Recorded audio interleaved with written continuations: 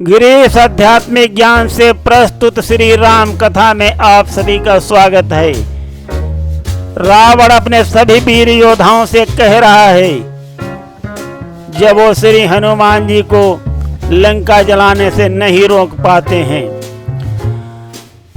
सुनिए, बलवानों को बलहीन समझे, दस मुख ने भ्रकुटी तानी है। क्या मेरे सब योद्धाओं ने इस कपि से हारी मानी है। फिर नजर उठाई ऊपर को, सुरगणों को भी हड़काया है। घिर आए अंबर में बादल, जल मेघों ने बरसाया है।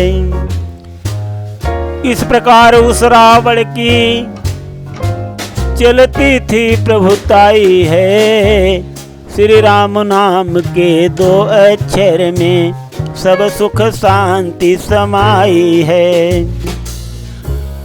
यहाँ पर जब रावण ने मेघों को आदेश दिया है तो मेघों ने जलती हुई लंका पे आकर के जल बरसाया है। तो यहाँ पर हम रावण की प्रभुताई के बारे में बता रहे हैं। सुनिए, रावण एक अत्यंत कुशल राजनीतिक शासक था। संकेत मात्र से काम हुआ, अनुशासन हो तो ऐसा हो। यदि राजनीति की बात करें तो शासन हो तो ऐसा हो। यद्यपि रावण था महादुष्ट, किंतु कुशल वो शासक था। वो महाबली योद्धा भी था, अत्यंत महापरिचालक था। असुरराज ने इस प्रकार से अपनी कीर्ति कमाई है। श्री राम नाम के दो अक्षर में सब सुख शांति समाई है। किंतु यहाँ पर रावण की वो कोशिश भी असफल होती है। दुर्दिन में होता नहीं कोई सिद्धि उपाय, देता है प्रतिकूल फल सीधा भी व्यवसाय। ईश्वर की अद्भुत माया है, होनी का खेल निराला है।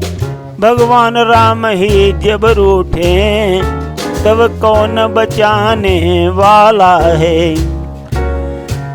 जिस समय आग में जल पहुंचा तो फल विपरीत लगा फलने। घी का सा काम किया जलने, वो आग लगी दूनी जलने।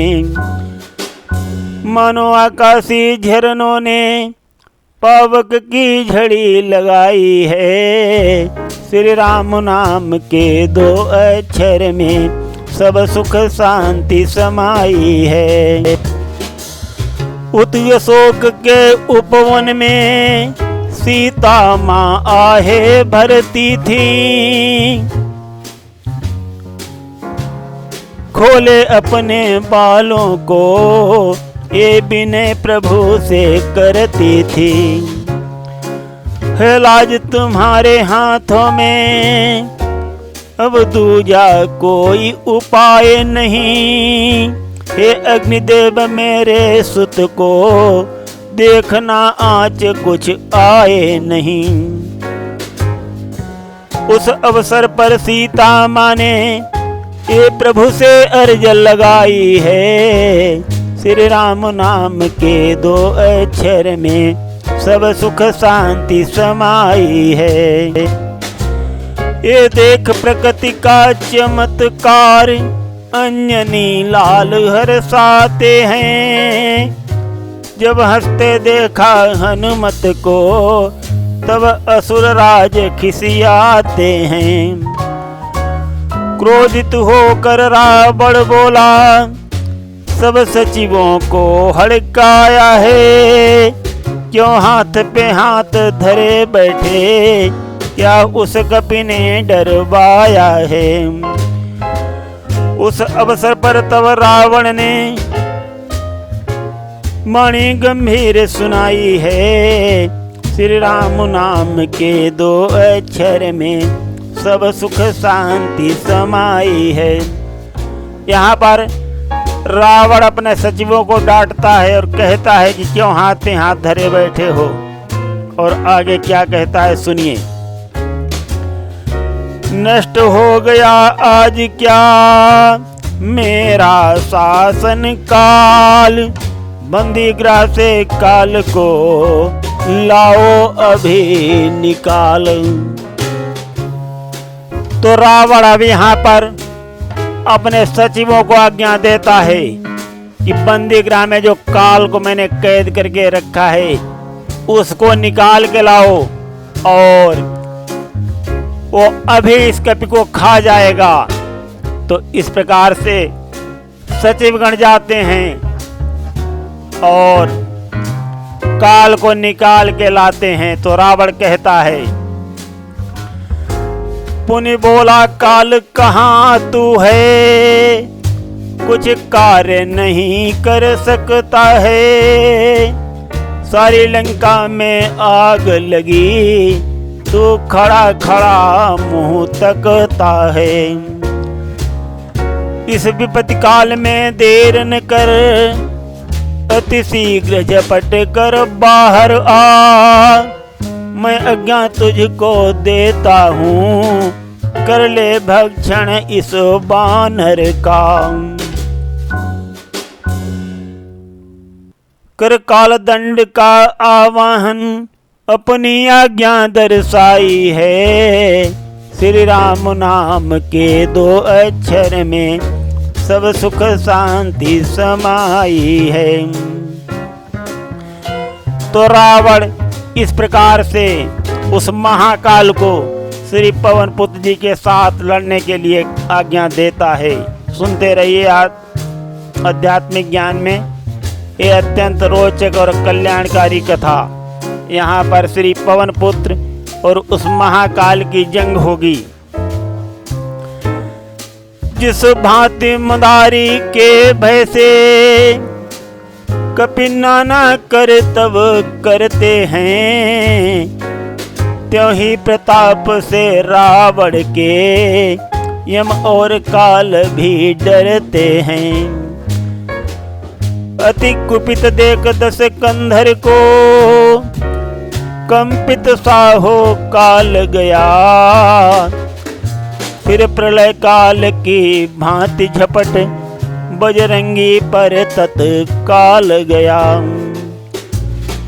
साक्षात काल ने सन्मुख हुआ, अपनी शक्ति दिखाई है। श्री राम नाम के 2 अक्षर में सब सुख शांति समाई है। जब साक्षात काल श्री पवन पुत्र जी के सामने लड़ने के लिए आता है तो श्री पवन पुत्र जी क्या करते हैं और क्या कहते हैं वो सुनिए। जय कह कर रघुनाथ की, बोले पवन कुमारी। तुम ही काल हो सृष्टि के, किंतु नहीं भरतार। तू लोक जीत कहलाता है, जग जीत बखाना जाता है। पर रामदास का यह शरीर, जो काल जीत कहलाता है। मैं स्वयं बना हूँ महाकाल, तुझसे कराल विकराल हूँ मैं। जिसके अधीन तेरी शक्ति, उस महाशक्ति का लाल हूँ मैं। पवन पुत्र ने इस प्रकार अपनी वाणी दर्शाई है। श्री राम नाम के 2 अक्षर में सब सुख शांति समाई है। ऐसा कह झपट के पकड़ लिया, उस क्रूर काल को क्षण भर में। जो बाल काल में ले छलांग, धर लिया दिवाकर को मुंह में। त्रिभुवन में हाहाकार हुआ, इंद्रासन सारा डोला है। तब पवन तने के समीप, सुरमंडल सारा बोला है। बार बार विनती करके अपनी अर्ज लगाई है। श्री राम नाम के 2 अक्षर में सब सुख शांति समाई है। इंद्रादिक सब देवता हो अत्यंत उदास, आए करने प्रार्थना महावीर के पास। तो साथियों, यहाँ पर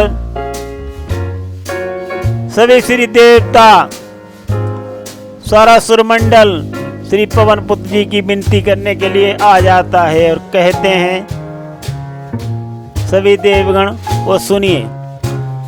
हे पवन पुत्र जी विनती है, यदि काल ग्रास बन जाएगा, डर रहे देव इस कारण है, प्राकृतिक खेल मिट जाएगा।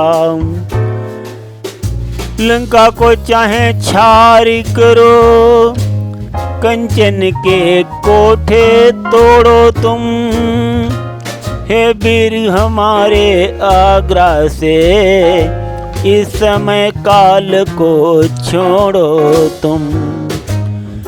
इस प्रकार सब देवों ने अपनी विनय सुनाई है। श्री राम नाम के 2 अक्षर में सब सुख शांति समाई है।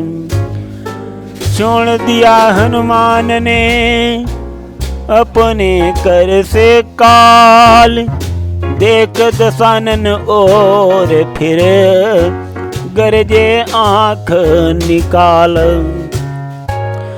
तो इस प्रकार से श्री पवन पुत्र जी ने देवगणों की स्तुति सुन करके काल को अपने हाथ से छोड़ देते हैं, किंतु रावण की तरफ अत्यंत क्रोधित होकर के आंख डालते हैं।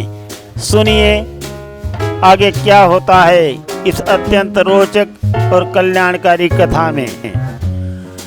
पुण्य दृष्टि डाल लंका देखी, सोने की चमक दिखाई दी, ज्यों ज्वाला बढ़ती जाती थी, हीरों की दमक दिखाई दी।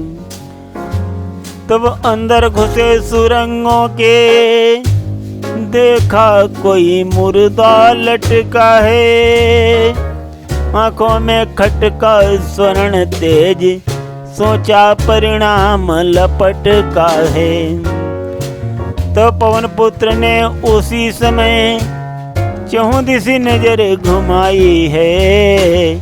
श्री राम नाम के 2 अक्षर में सब सुख शांति समाई है। नीचे सिर ऊपर पग देखा, जंजीर में जकड़ी बाहें हैं, देखा मुर्दा तो जिंदा है, कुछ धीमी धीमी आहे हैं। कर दिया मुक्त बजरंगी ने, पुनी अपनी बात सुनाई है। बेत जो आप आजाद हुए, जो बहुत मुसीबत पाई है। तब सावधान होकर उसने आवाज मधुर दर्शाई है। श्री राम नाम के 2 अक्षर में सब सुख शांति समाई है।